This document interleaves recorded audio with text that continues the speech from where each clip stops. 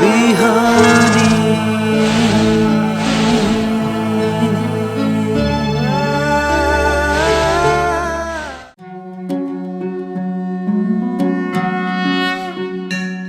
ओम स्वस्ति प्रजाभ्यः परिपालयन्तां न्याय्येन मार्गेण गतं महिषा गोब्राह्मणेभ्यः शुभमस्तु नित्यं लोकाः समस्ताः सुखिनो भवन्तु। अखण्डमण्डलाकारं व्याप्तं येन चराचरं तत्पदं दर्शितं येन तस्मै श्रीगुरवे नमः। समादरणीय दर्शकवृन्द, प्रभातकालीन हार्दिक अभिवादन। इमेज च्यानलको शुभ बिहानी कार्यक्रम मार्फत हामी उपस्थित भइसकेका छौँ। भगवान श्रीकृष्णले अर्जुनलाई उपदेश गर्दै हुनुहुन्छ। हामी श्रीमद् भगवद गीताको दोस्रो अध्यायको विवेचना गरिराखेका छौँ। आजको सन्दर्भ रहेको छ बुद्धियुक्त व्यक्तिहरूले जुन वस्तुप्रति शोक गर्नु हुँदैन त्यसलाई बोध गरेका हुन्छन् र शोकबाट मुक्त बनेका हुन्छन्। हामीलाई चिन्ता शोक पैदा गर्ने भनेको जबसम्म हामीले त्यो समस्याको जुन कारणले गर्दाखेरि हामीमा शोक उत्पन्न भएको छ त्यसलाई बोध गर्दैनौँ त्यति बेलासम्म हामीमा शोक रहिरहन्छ। त्यसकारण पनि न विषादे मनः कार्यं विषादो दोषवत्तरः विषादो हन्ति पुरुषं क्रुद्धं बाल इवोरगः। अब यो चिन्ता भन्ने कुरा, यो शोक भन्ने कुरा जसले वस्तु र पदार्थको यथार्थतालाई बोध गरेका हुन्छन् उनीहरू चिन्ताबाट मुक्त हुन्छन्। जसले त्यसलाई बोध गर्न सकेका हुँदैनन् उनीहरू चिन्ताले ग्रसित हुन्छन्, शोकले पीडित हुन्छन्। र त्यो चिन्ता भन्ने चिज असाध्यै डरलाग्दो पनि हुन्छ। त्यसकारण त्यो चिन्ताबाट मनलाई अलग गर्नुपर्दछ। वस्तुको यथार्थतालाई बोध गरेर चिन्ताबाट अलग गर्नुपर्दछ। अब यो चिन्ताले त मान्छेलाई असाध्यै दोषपूर्ण बनाउँछ, दोषयुक्त बनाउँछ र धेरै नोक्सानको अवस्थामा पनि यसले पुर्याउन सक्छ। र जब मान्छेमा त्यो चिन्ताको भावना, शोकको भावना आउँछ, यहाँ अर्जुनलाई पनि त्यो शोकले जसरी पीडित ग्रसित बनाइराखेको छ त्यस्तै चिन्ताले पनि मान्छेलाई, जस्तो कि एउटा अत्यन्तै रिसाएको सर्प जसले उसको अगाडि एउटा बालक आयो भने त्यो सर्पले यो बालक हो, यो अन्जान हो, यसले नबुझेर यो मेरो अगाडि आएको छ भन्दैन। र त्यो अज्ञानी बालकलाई पनि त्यसलाई सर्प भनेर बोध गर्न सक्ने त मान्छे त्यसबाट अलग रहन्छन्। तर त्यो अज्ञानी बालकलाई पनि जसरी सर्पले डस्छ त्यसै गरी मान्छेलाई चिन्ताले, शोकले डस्ने गर्दछ, त्यसले दुःख दिने गर्दछ। उसले जब त्यो चिन्तालाई बोध गर्न सकेको हुँदैन अब यहाँ जसरी सर्पलाई चिनेको मान्छेले सर्पले डस्न सक्छ, सर्प विषादीले युक्त हुन्छ भनेर त्यसलाई बुझेको मान्छे जसरी त्यसबाट अलग रहन्छ, टाढा बस्छ, त्यसबाट मुक्त हुने प्रयास गर्छ, त्यस्तै यो विषाद पनि, यो चिन्ता शोक पनि, शोकलाई त्यो वस्तुमाथि, त्यो समस्यामाथि बोध गर्न सक्ने व्यक्ति त्यसबाट स्वतः अलग हुन्छ, स्वतः टाढा हुन्छ। तर जसले त्यसलाई बोध गर्न सकेको छैन, बोध गर्न जसले सकेन, त्यसलाई त्यो चिन्ताले अवश्य पनि नाश गर्छ, जसरी बालकलाई सर्पले नाश गरे जस्तै। त्यसकारण त्यो शोकबाट मुक्त हुनुपर्दछ। हाम्रो जीवनमा हामीलाई विभिन्न कुराले, विभिन्न समस्याले हामीलाई शोक पीडा दिएका हुन्छन्। हामी त्यो शोकमा डुबिराखेका हुन्छौँ, त्यसले ग्रसित बनेका हुन्छौँ। त्यसरी रहनु भनेको आफूलाई अझै दुखी बनाउनु हो। त्यसकारण जब हामीलाई कुनै पनि वस्तुले, पदार्थले, कुनै पनि समस्याले यदि चिन्ता उत्पन्न गरेको छ भने पहिला चिन्तन गर्नुहोस्, मलाई के कारणले शोक पर्यो, म के कुराप्रति म चिन्ता गर्दैछु, त्यसलाई मसिनो गरी बुझ्नुहोस्, त्यसलाई बोध गर्नुहोस्, त्यसबाट मुक्त हुन सकिन्छ। त्यस्तै यहाँ भगवान श्रीकृष्णले अर्जुनलाई भन्दै हुनुहुन्छ, तिमी मृत्युप्रति शोक गरिराखेका छौ, शरीरप्रति तिमीले चिन्ता गरिराखेका छौ, शरीरको मृत्यु हुन्छ कि भनेर। अब यो शोकबाट मुक्त हुनको लागि हामीले सबभन्दा पहिला कुनै पनि भाव पदार्थका गुणहरूलाई बुझ्नुपर्छ। वेदान्त शास्त्रमा जो भाव पदार्थहरू अर्थात् जति पनि उत्पत्ति भएका चिजहरू हुन्छन्, जसको जन्म हुन्छ, त्यसका गुणहरू त्यो कसरी अगाडि बढ्छ।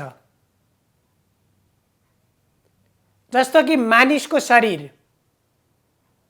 त्यहाँ 6वटा अवस्था बताइन्छ। अस्ति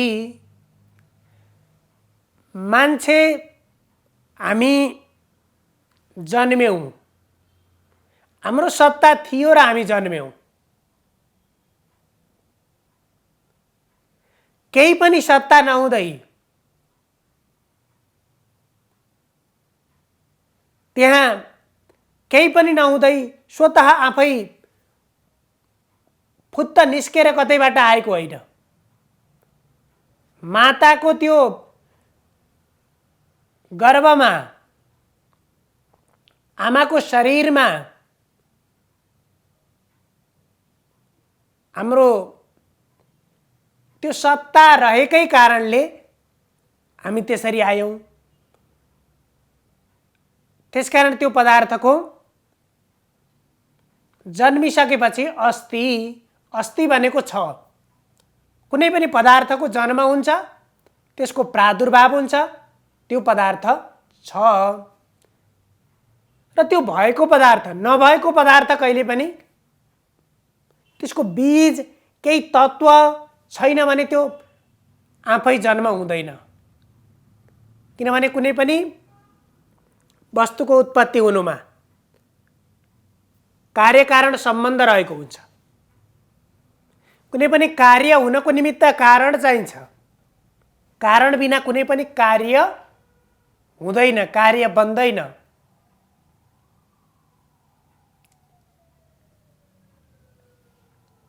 जस्तै एउटा कोठामा बत्ती बलिराखेको छ,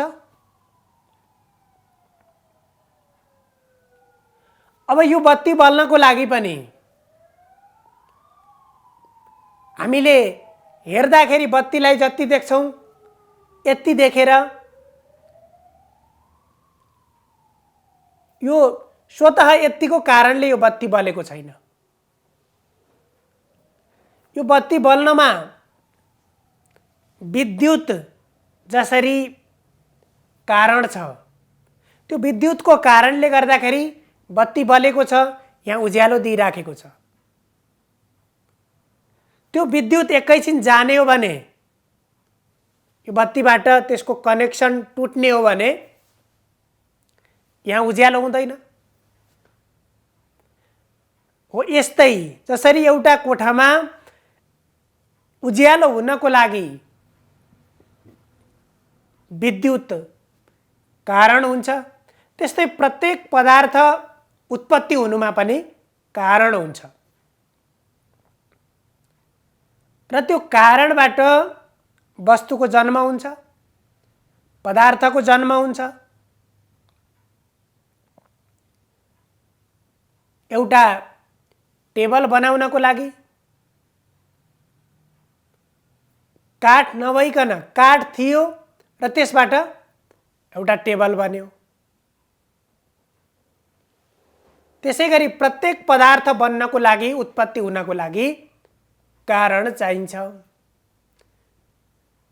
भने भाव पदार्थका पनि त्यसको सत्ता थियो र त्यसबाट जायते।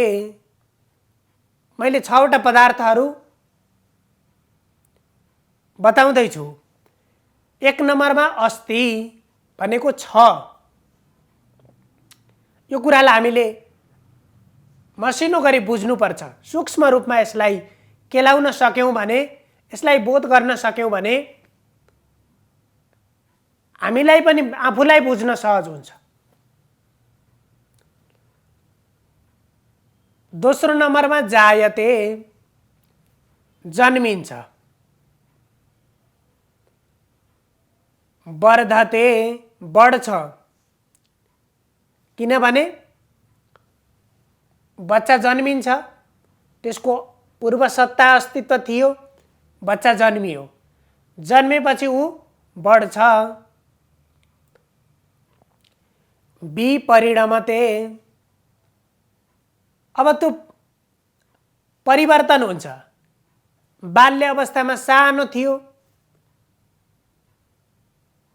उसको शरीरमा पनि भिन्नता देखा पर्छ, परिवर्तन देखिन्छ र त्यो सानो अवस्थाबाट युवा अवस्थामा जाँदाखेरि अलि ठुलो हुन्छ।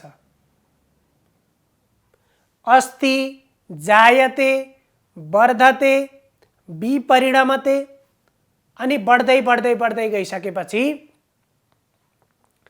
जब वृद्ध अवस्थामा पुग्छ अनि त्यो हृष्टपुष्ट भएको शरीर पनि बिस्तारै खुम्चिँदै जान्छ, चाउरी पर्दै जान्छन् गालाहरू पनि। त्यसलाई अपक्षीयते, त्यो घट्छ फेरि र अन्त्यमा विनश्यति, त्यो अवस्थामा पुगेर फेरि नाश हुन्छ। यी 6 वटा पदार्थहरू, प्रत्येक जन्मिएका पदार्थमा यी गुण हुन्छन्। यी स्वतः हुने, कसैले रोकेर नरोकिने, यी स्वाभाविक गुण हुने नि। अब स्वतः हुने चिन्तालाई जसरी मान्छेले जन्मेपछि बढ्दै जान्छ, वृद्ध हुन्छ, मर्छ, यी स्वाभाविक कुरालाई, यी कुराहरूप्रति चिन्ता गरेर केही अर्थ छैन र कुनै पनि भाव पदार्थका यी 6 वटा गुण रहेका हुन्छन्। त्यसकारण अब यी 6वटा गुण स्वाभाविक रूपमा आउने गुण हुन् भन्ने बोध गरिसकेपछि यसलाई बोध गरेर नै ज्ञानी व्यक्तिहरूले के गर्छन्? प्राणयुक्त शरीर र प्राणरहित शरीरप्रति शोक गर्दैनन्, चिन्ता गर्दैनन्। र मान्छेको मृत्यु भइसकेपछि, जसलाई हामी मृत्यु भनेर बुझ्ने गर्छौँ, त्यसपछि पनि शोक गर्ने, चिन्ता गर्ने, रोइ कराई गर्ने यस्ता कुराहरू उपयुक्त हुँदैनन्। यस्ता कामहरू गर्नु हुँदैन।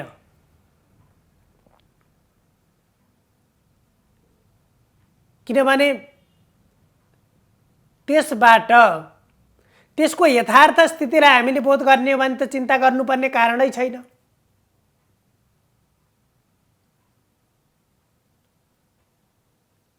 हामीले चिन्ता गर्नुपर्ने त कस्तो कर्म गर्यौं, कस्तो कर्ममा हामी प्रवृत्त भइराखेका छौं, यो कुराप्रति हामीले चिन्तन गर्ने हो, चिन्ता गर्ने होइन। र यसरी क्रमिक रूपमा बोध गर्यौं र यो जीवनको जन्मसँगै शास्त्र निर्देशित एउटा मार्ग छ जो बाल्ये विद्यां निसेवेत यौवने दार संग्रहं वार्धके मुनिमातिष्ठेत योगे नान्ते तनु त्यजाम। यसरी जन्मदेखि मृत्यु पर्यन्त कसरी जीवन बाँच्ने र कसरी मर्ने यो क्रम, जस्तो कि बाल्य अवस्थामा ज्ञान आर्जन गर्नु, विद्या अध्ययन गर्नु। जीवनका शास्त्रमा 4वटा आश्रमहरू बताइएको छ: ब्रह्मचर्याश्रम, गृहस्थाश्रम, वानप्रस्थाश्रम र सन्यास आश्रम। 25 वर्ष पर्यन्त ब्रह्मचर्याश्रम, ब्रह्मचर्यमा रहने, विद्या अध्ययन गर्ने, ज्ञान आर्जन गर्ने, अनि त्यसपछि गृहस्थाश्रममा प्रवेश गर्ने, गृहस्थका धर्ममा रहेर आफ्ना कर्म र व्यवहारहरू सञ्चालन गर्ने, त्यसपछि वानप्रस्थ आश्रममा प्रवेश गर्ने, यी भोग पदार्थमाथिबाट आसक्ति रहित बन्ने प्रयत्न गर्ने, त्यसपछि 75 वर्षपछि सन्यास आश्रममा पुग्ने, अर्थात् सन्यास भनेको भौतिक पदार्थहरूको आसक्तिबाट मुक्त बन्ने, त्यागः सन्यास उच्यते भनिन्छ। र त्यस्तो बनेर, आसक्ति रहित बनेर, जब आसक्ति हुन्छ त्यति बेला हाम्रो शरीरमा हामीमाथि धेरै भारी हुन्छ। आसक्ति रहित बन्नु भनेको हल्का बन्नु, र त्यो बनेर त्यसपछि बल्ल शरीर त्याग गर्ने। यो एउटा जीवनको मार्ग बताइएको छ र ज्ञानी पुरुषहरूले यो मार्गलाई अनुसरण गर्छन् र कुनै पनि वस्तुमाथि, कुनै पनि पदार्थमाथि, कुनै पनि समस्यामाथि चिन्ता गर्दैनन्। हामीले पनि त्यो मार्गलाई अनुसरण गर्नुपर्दछ। सर्वे भवन्तु सुखिनः, सर्वे सन्तु निरामया, सर्वे भद्राणि पश्यन्तु, मा कश्चित् दुःखभाग् भवेत्। हजुरहरूको दिन मङ्गलमय बनोस्। नमस्कार।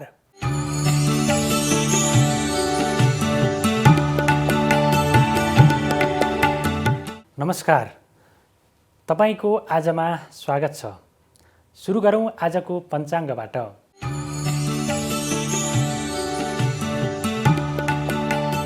आज मिति 2078 साल मङ्सिर 5 गते आइतबार, तदनुसार 2021 नोभेम्बर 21 तारिक, नेपाल सम्वत 1142, राक्षस नामक संवत्सर, सूर्य दक्षिणायन, हेमन्त ऋतु, मङ्सिर कृष्ण द्वितीया तिथि साँझ 5:38 सम्म रहनेछ भने त्यसपछि तृतीया तिथि प्रारम्भ हुनेछ। रोहिणी नक्षत्र बिहान 6:48 रहनेछ भने त्यसपछि मृगशिरा नक्षत्र प्रारम्भ हुनेछ। चन्द्रमा आज बेलुका 8:07 वृष राशिमा रहनेछन्, त्यसपछि मिथुन राशिमा प्रवेश गर्नेछन्। सिद्धि योग बवकरण आज टेलिभिजन दिवस समेत परेको छ। त्यसैगरी होम गर्ने, पसल खोल्ने र विवाह गर्ने साइत समेत आजको दिनमा जुरेको छ। आज साँझ 4:30 देखि 6 बजेसम्म राहुकाल रहने भएकाले त्यस समयमा नयाँ कार्यको थालनी नगर्नुहोला। काठमाडौँमा सूर्योदय बिहान 6:30 हुनेछ। त्यसैगरी सूर्यास्त साँझ 5:08 हुनेछ। अब लागौँ आजको 12वटा राशिका राशिफलहरूतर्फ। मेष राशि। मेष राशि हुनेहरूका लागि आजको दिन अनुकूल रहेको छ। बोलीको विशेष प्रभाव बढ्ने देखिन्छ। धन आगमनको क्षेत्रमा पनि विशेष उन्नति हुने खालको योग आजको दिनमा रहेको छ। त्यसैगरी आफन्तहरू, नाता कुटुम्बहरू तथा साथीभाइहरूले पनि अत्यन्तै हृदयदेखि नै सहयोग गर्ने हुनाले तपाईँको कार्यसिद्धि हुने योग पनि रहेको छ। तपाईँले आँटे ताकेका कामहरू पनि सहजताका साथ सम्पन्न हुने दिन आजको लागि रहेको छ। वृष राशि। वृष राशि हुनेहरूका लागि आजको दिन अनुकूल रहेको छ। मनमा अत्यन्तै सकारात्मक भाव पैदा हुनेछन् भने साझेदारीबाट गरिएका कर्महरूबाट पनि उल्लेख्य सफलता प्राप्त गर्न सकिने योग रहेको छ। त्यसैगरी दाम्पत्य जीवन अथवा प्रेम जीवनमा पनि आजको दिनमा सुख प्राप्त गर्ने योग रहेको छ। त्यसै गरी धन आगमनको क्षेत्र पनि आजको लागि अनुकूल रहेको छ। मिथुन राशि। मिथुन राशि हुनेहरूका लागि आजको दिन केही प्रतिकूल रहेको छ। मुद्दा मामिला, विवाद, झैझगडाहरूमा पर्न सक्ने स्थिति रहेको छ र शत्रुहरूले पनि अनावश्यक दुःख दिने स्थिति आजको दिनमा रहेको छ। यद्यपि धन आर्जनको क्षेत्रमा भने केही सफलता प्राप्त गर्न सकिने योग आजको दिनमा रहेको छ। कर्कट राशि। कर्कट राशि हुनेहरूका लागि आजको दिनमा नसोचेको क्षेत्रबाट धन आगमन हुने योग रहेको छ। आम्दानीका धेरै किसिमका माध्यमहरू फेला पर्नेछन् र आफूले गरेको परिश्रम भन्दा पनि बढी लाभ प्राप्त गर्न सक्ने योग आजको दिनको लागि रहेको छ। त्यसैगरी मित्रहरूले पनि साथ दिनेछन् र साझेदारीमा गरिएका व्यापार व्यवसायबाट पनि आज उन्नति हुने योग रहेको छ। सिंह राशि। सिंह राशि हुनेहरूका लागि आजको दिन मध्यम खालको रहेको छ। पारिवारिक झमेला, तनावको स्थिति बेहोर गर्नुपर्ने अवस्था रहेको छ भने दाम्पत्य जीवनमा पनि केही मानव मालिन्यताहरू, मनमुटावहरू उत्पन्न हुन सक्ने स्थिति देखिन्छ। अध्ययन अध्यापनको क्षेत्र मध्यम खालको रहेको छ र आफूले पुरा गर्नै लागेका कार्यहरू पनि बीचमा केही अवरोधहरू देखा पर्न सक्ने स्थिति आजको दिनका लागि रहेको छ। धैर्य र संयमित बनेर अगाडि बढ्नुभयो भने आजको दिन अनुकूल हुनेछ। कन्या राशि। कन्या राशि हुनेहरूका लागि आजको दिन अत्यन्तै अनुकूल रहेको छ। धार्मिक कार्यहरूमा सहभागी भइनेछ। सामाजिक सांस्कृतिक क्षेत्रमा गरिएको योगदान अथवा सेवाबाट आत्मसन्तुष्टि प्राप्त हुने योग रहेको छ भने भाग्यमा पनि वृद्धि हुन सक्ने खालको योग रहेको छ। त्यसैगरी काम गर्ने उत्साह, उमङ्ग र जाँगर उत्पन्न हुँदा गरिएका कामहरू अत्यन्तै सफलताका साथ पुरा हुन सक्ने स्थिति आजको दिनको लागि रहेको छ। तुला राशि। तुला राशि हुनेहरूका लागि आजको दिनमा मनमा अशान्ति, तनाव, निराशाको स्थिति उत्पन्न हुन सक्छ। आफूले गरेका कामहरूबाट सफलता प्राप्त नहुने, अपजस बेहोर्नुपर्ने तथा बोलीको पनि विपरीत अर्थ लाग्ने, विवादास्पद हुने र अपमानजनक स्थितिको सामना गर्नुपर्ने आजको दिनको लागि रहेको छ। यद्यपि बेलुका 8 बजेपछिको समयमा भने केही मनमा हल्का स्थिति हुन सक्छ अथवा मनमा केही उमङ्गको स्थिति, शुभ समाचार प्राप्त गर्न सक्ने स्थिति रहन सक्छ। वृश्चिक राशि। वृश्चिक राशि हुनेहरूका लागि आजको दिन अनुकूल रहेको छ। विशेष गरी व्यापार व्यवसायमा अनपेक्षित सफलता प्राप्त गर्न सक्ने योग रहेको छ भने दाम्पत्य जीवन पनि अत्यन्तै सुखमय तरिकाले अगाडि बढ्ने देखिन्छ। प्रेम सम्बन्धमा रहनुभएकाहरूले भने बोलीमा केही नियन्त्रण गर्नुपर्ने स्थिति देखिन्छ, किनभने आज बोलीमा नियन्त्रण गुमाउनु भयो भने तपाईँको प्रेममा केही दुर्घटनाको स्थिति पनि देखा पर्न सक्ने अवस्था रहेको छ। धनु राशि धनु राशि हुनेहरूका लागि आजको दिनमा शरीरमा आलस्यता रोगको भय उत्पन्न हुन सक्ने स्थिति रहेको छ। यात्राहरू नगर्नुहोला अथवा हात हतियार चलाउँदाखेरि विशेष खालको सजगता अपनाउनु होला र गाडी चलाउँदा बाटो काट्दा पनि अत्यन्तै सजगताका साथ आज काम गर्नुहोला। केही प्रतिकूल अवस्था रहेको हुनाले आजको दिन अलि धैर्य र संयमित भएर अगाडि बढ्नुपर्ने अवस्था तपाईँको लागि रहेको छ।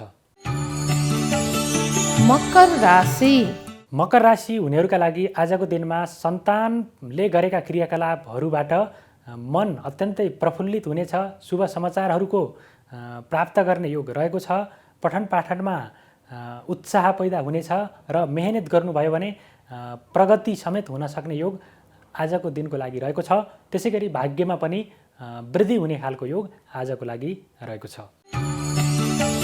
कुम्भ राशि कुम्भ राशि हुनेहरूका लागि आजको दिनमा मनमा नकारात्मक र हीन भावनाको उदय हुन सक्छ। गरेका कामहरूबाट पनि अपेक्षित रूपमा सफलता प्राप्त गर्न नसकिने खालको स्थिति रहेको छ अथवा आफूले मेहनत गरे भन्दा कम खालको प्रतिफल प्राप्त गर्न सकिने योग रहेको हुनाले आजको दिनमा मेहनतलाई उच्च बनाएर आत्मबल पनि दह्रो बनाएर अगाडि बढ्नुपर्ने स्थिति रहेको छ। मीन राशि मीन राशि हुनेहरूका लागि आजको दिन अत्यन्तै अनुकूल रहेको छ। भाग्यमा अनपेक्षित रूपमा वृद्धि हुँदा आफूले गरिएका कामहरूबाट अत्यन्तै सकारात्मक प्रतिफल अथवा अपेक्षा गरे भन्दा पनि बढी खालको प्रतिफल प्राप्त गर्न सकिने योग रहेको छ। भाइबाट विशेष खालको सफलता मिल्नेछ अथवा सहयोग मिल्नेछ। भाइको सल्लाहले गरिएका कामहरूले आजको दिनमा विशेष सफलता प्राप्त गर्ने छन् भने शरीरमा पनि अत्यन्तै उत्साहको स्थिति रहेको छ। यो त थियो तपाईको आज अन्तर्गत रहेर हामीले 12वटा राशिको राशिफल प्रस्तुत गर्यौं।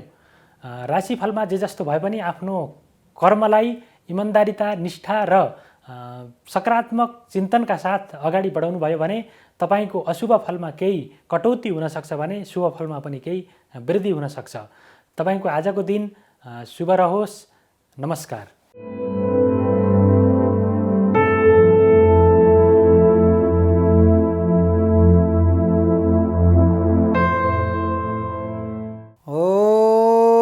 वाञ्छा कल्पतरुर्भ्यश्च कृपा सिन्धुभ्येव च पतितानां पावनेभ्यो वैष्णवेभ्यो नमो नमः। नमस्कार, यहाँहरूलाई स्वागत छ ज्योतिष विधामा। आदरणीय सज्जन भक्तवृन्द, आजको विषय प्रसङ्ग लिएर उपस्थित भएको छु। वैभव लक्ष्मी माताको व्रतको विधि कसरी गरिन्छ। मानव सभ्यतामा मानवलाई आर्थिक पार्जनको लागि लक्ष्मी माताको कृपा नभइकन केही पनि हुँदैन। खाना, नाना र छाना, घाँस, बास र कबास, यो 3 प्रकारको चिज मानव जातिलाई या जीवात्मालाई नभई हुँदैन। त्यस कारणले यो हामीलाई कहाँबाट प्राप्त हुन्छ? हुन त धेरै देवी हुनुहुन्छ। हे दुर्गे जगदम्बिके भगवती, हे शारदे पार्वती, हे माता कमले सरस्वती सती, हे काली गुह्येश्वरी, हे राधे बगले सुरेश्वरी, हे ज्ञान योग्येश्वरी, तिम्रा सद्गुणका बखान गर्न सक्दैन कोही। आमा धरती पृथ्वीको बखान कसले गर्न सक्छ? जति खने पनि त्यो माटो आइरहन्छ, जति निकालिने जल कहिले सकिँदैन। त्यस कारणले मातृसत्ताको पनि पूजा पाठका प्रकरणहरू अलग अलग छन्। जसरी नवरात्रमा देवीको गरिने नवदा प्रकारको अलग छ। भक्तिका महिमामा श्रवणम कीर्तनम विष्णु, श्रवणम कीर्तनम वन्दनम, वन्दना गरेर सख्य निवेदनम, यस्तो नवादा भक्ति अनुसारको कस्तो प्रकारको हजुरले भक्ति गर्न सक्नुहुन्छ, त्यस्तै प्रकारको भक्ति पनि मातृसत्तामा गर्न सकिन्छ। सरस्वती माता, भगवती माता यता गएर हाम्रो वैभव लक्ष्मी माताको वर्णन गर्न त शास्त्रमा के बताइएको छ भनेदेखि कालो पर्वत नै सबै मसिहोस्, भाँडो होस् सागर, हाँगो पिप्पलको होस् कलम, त्यो भूमि होस् कागज, लेख्ने हरदम हुनु उनै सरस्वती, लेखुन् प्रभु तै पनि, तिम्रा सद्गुणका बखान गर्न सक्दैन कोही पनि। हेरिबक्स्यो त मातृशक्ति कस्तो छ। अब हाम्रो जीवन जन्मदेखि मृत्यु पर्यन्तसम्म हाम्रो वैभव लक्ष्मीको नै हामीलाई चाहिँ नि आवश्यकता पर्दछ। अब यी लक्ष्मीको कृपा पाउनको लागि हामीले कसरी उहाँको आराधना गर्ने, कसरी उहाँलाई प्रसन्नता गर्ने, आउनुहोस् सविस्तार यसको बारेमा वर्णन गरौँ। लक्ष्मी माताको पूजाको समयमा जब शुक्रबारका दिन यो पूजा सुरुवाती गरिन्छ, एउटा चोखो काठको पिरिकामा रातो कपडा राखेर वैभव लक्ष्मीको मूर्ति स्थापना त्यहाँ राखेर, फोटो मूर्ति राखेर, दायाँ कलशमा रक्त रातो कपडा, बायाँ कलशमा श्वेत वस्त्र त्यहाँ राखिन्छ र त्यो नरिवलको पनि सुकेको नरिवल, जटा नरिवल, त्यो भन्दा पनि ठुलो पुरै चाहिँ नि कभरै शुद्ध, खोलै शुद्ध भएको नरिवल चाहिँ नि त्यहाँ स्थापना गरेर राख्नु पर्दछ। यसरी स्थापना गरेर राखिसकेपछि व्रती यानि व्रतालु छोरा मान्छे यानि छोरी मान्छेले कसरी व्रत बस्नुहुन्छ, अनि उहाँहरूले चाहिँ नि शुक्रबारको दिन के ग्रहण गर्नुभयो, यहाँले कदली फल केरा खानुभयो, मातालाई भोग लाउनुभयो, त्यही आफूले ग्रहण गर्नुभयो।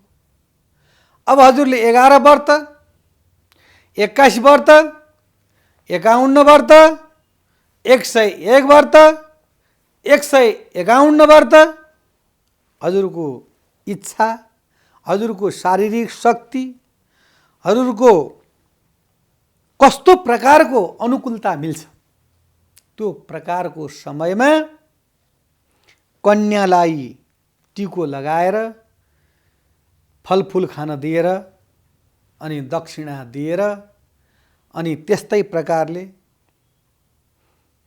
धूपम दीपम नैवेद्यम पञ्चामृतम यथा प्रचारेण क्रमले पूजा विधिहरू गरिसकेपछि अनि अब हजुरले केरा ग्रहण गर्नुभयो भने 121वटा व्रत बस्ने हो कि 151 व्रत बस्ने, त्यो व्रतमा अन्य चिज खान पाइएन, त्यही नै फल खानुपर्छ। यो एउटा नियम छ। र जुन वैभव लक्ष्मीलाई प्रसादी भोग लगाउनको लागि चाहिँ नि यदि सक्नुहुन्छ, व्रतालुसँग सामर्थ्य छ भनेदेखि चाँदीको एउटा सानो कचौरामा यहाँले नित्य चाहिँ नि प्रसादी लगाउने गर्नुहोस्। सक्नुहुन्न भनेदेखि चरेस भए अन्य पात्रहरूमा पनि लगाउन सक्नुहुन्छ। अब एउटा व्रत बस्नुभयो, अर्को व्रत बस्नुभयो, अर्को व्रत बस्नुभयो, यथाक्रमले शुक्रबार धेरै व्रत बस्नुभयो। मानिलिउँ यहाँ नारी जाति हुनुहुन्छ, यहाँको रजस्वला धर्म भयो, यहाँ मिन्स हुनुभयो, यहाँको इन्सुरेन्स भयो। अब के गर्ने त? यसमा पनि त हजुरले जान्नुपर्छ नि, यसमा पनि त मैले बताउनु पर्छ नि भन्दाखेरि हजुरले व्रत चाहिँ नि ठाडो व्रत बसिरहने। त्यो व्रत बसेर नछोड्नुहोस्, तर त्यो व्रतको गणना आउँदैन, त्यो व्रतको काउन्ट हुँदैन। ठाडो व्रत तपाईँले बस्नुपर्दछ, त्यसको चाहिँ गणना हुँदैन। अब मानिलिउँ हजुरको व्रत सक्यो। अब व्रत सकेपछि हजुरले के गर्नु पर्यो भन्दाखेरि कतिजना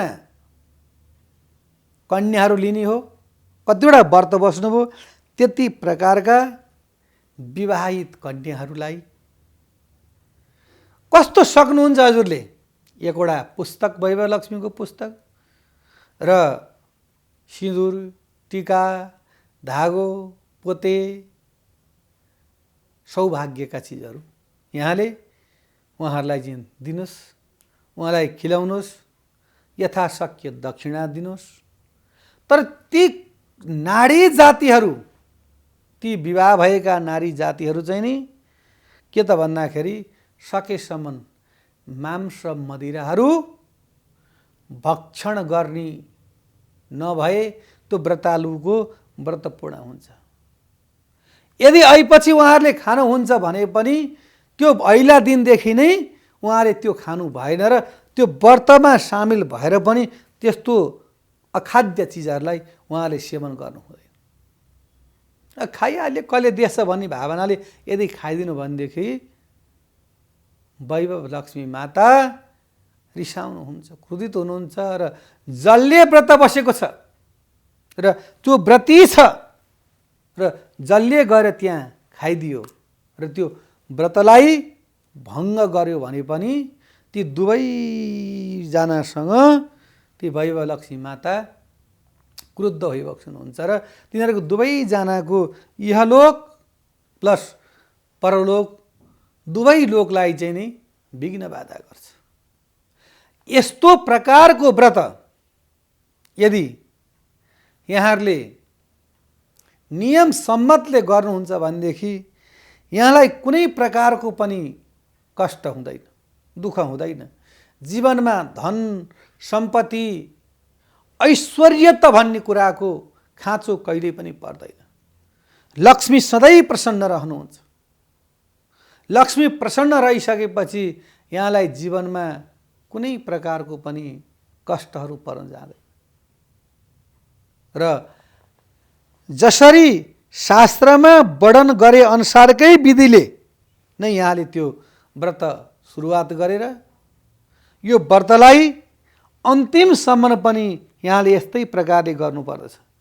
यदि मनोमानित ढङ्गले यहाँले व्रतलाई बस्नुभयो, यहाँले व्रत यसरी बस्नु भनेदेखि यहाँको व्रत सफलता हुँदैन।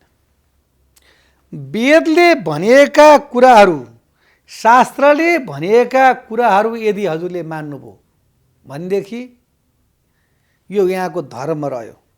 जसले शास्त्रको मर्यादालाई उल्लङ्घन गरेर शास्त्र विरुद्ध काम गर्छ भनेदेखि त्यो धर्म होइन, त्यो अधर्म हो। त्यो अधर्मले जहिले पनि नराम्रो कर्म गर्दछ। र वैभव लक्ष्मीको व्रत बस्दाखेरि यहाँको मन शुद्ध, शान्त, समृद्धि र यहाँलाई आनन्दित नै हुन्छ। यहाँका सन्तान छैनन्, यहाँको सन्तान प्राप्त हुन्छ।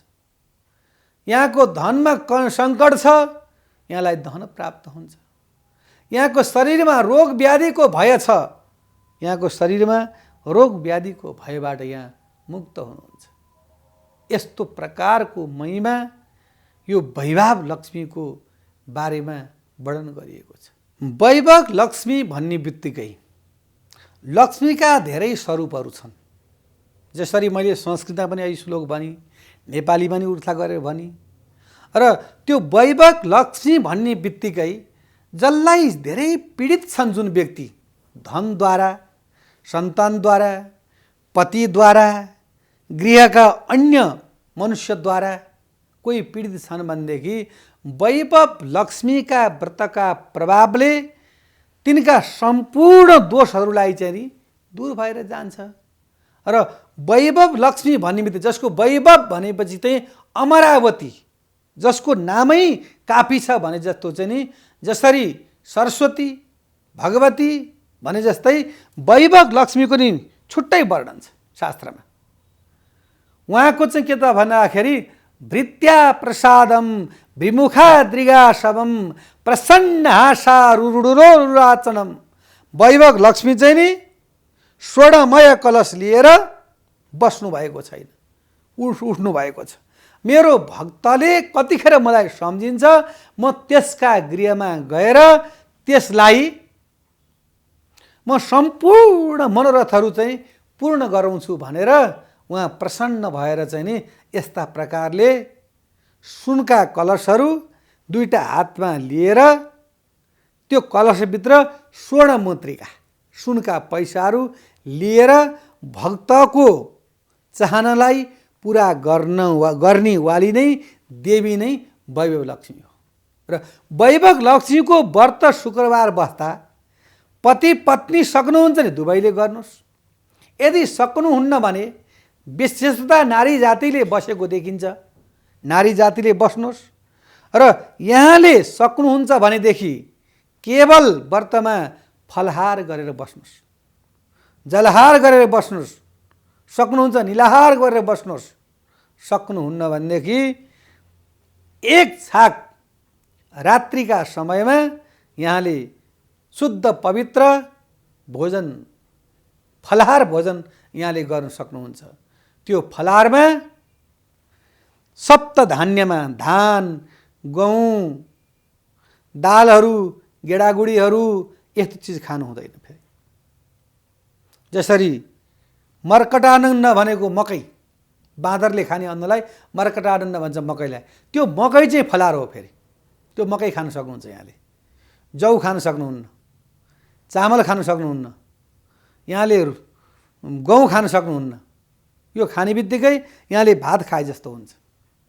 सक्नुहुन्छ भनेदेखि यहाँले केही पनि नखानुहोस्। भोलिपल्ट जब पारायण गरेर अनि मात्र यहाँले चाहिँ ग्रहण गर्नुभयो भनेदेखि यहाँलाई चाहिँ त्यसको फल पूर्ण मिल्दछ। शास्त्रमा 3 प्रकारको व्रत बताइएको छ र वैभव लक्ष्मीमा पनि त्यही प्रकारको फल यहाँ वर्णन गरिएको छ।